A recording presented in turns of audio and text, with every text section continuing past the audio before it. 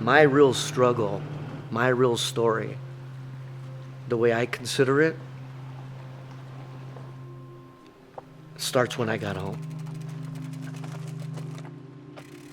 That's when my life changed.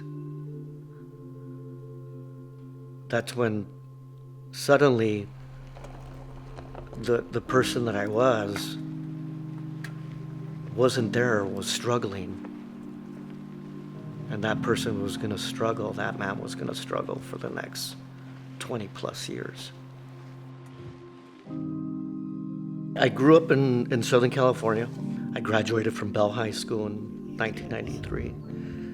And I went on to study literature in Cal State Long Beach. And I dropped out in my senior year, my last semester, to join the Marine Corps.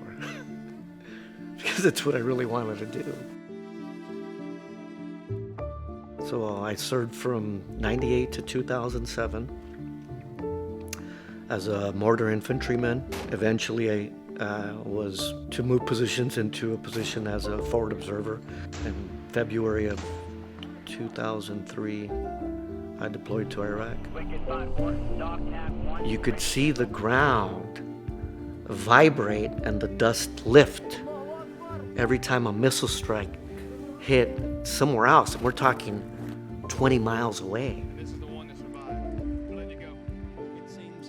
Then the president said go. We blew a hole through the berm, and we went.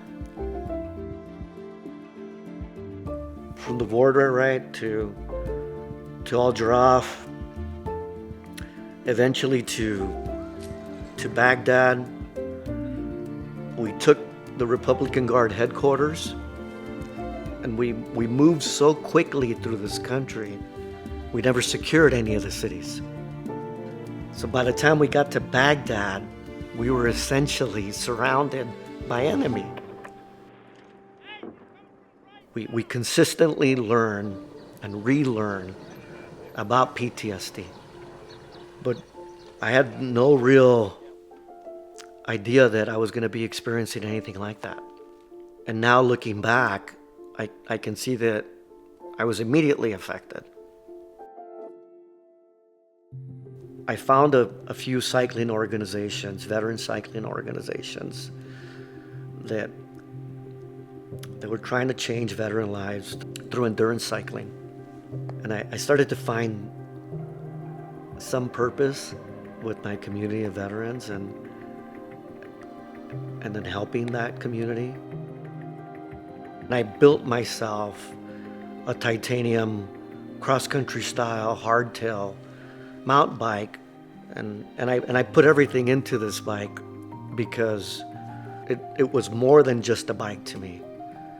It was my way of getting out of my head and getting into a healthy space. And that bike was stolen while I was at treatment from the treatment center at Vancouver VA. A veteran is asking the public for help after his bike was stolen in Vancouver. And one of the residents at the treatment center had the idea of building a fleet of bikes for veterans at the treatment center through the experience and the media attention. And we were able to get 10 bikes donated that put other veterans on bikes and is putting me back on a bike.